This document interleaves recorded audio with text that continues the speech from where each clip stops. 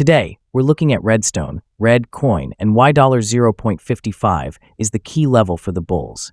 If you're following this project, you'll want to hear this update.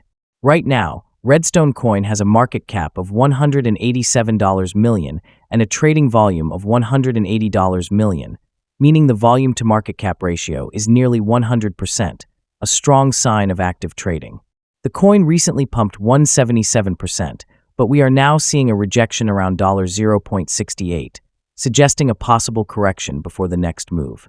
Looking at the chart, if the price pulls back, we could see consolidation between $0.58 and $0.59 before a potential breakout. The most important support level is $0.55. If this holds, the next targets for the bulls are $0.77 and even $1.20 in a strong rally. So, what's next for Redstone coin? If the price stays above $0.55, we could see another push higher. But if it breaks below, we may see further downside before another attempt to move up. Let me know in the comments what you think. And if you found this update helpful, don't forget to like and subscribe for more crypto insights.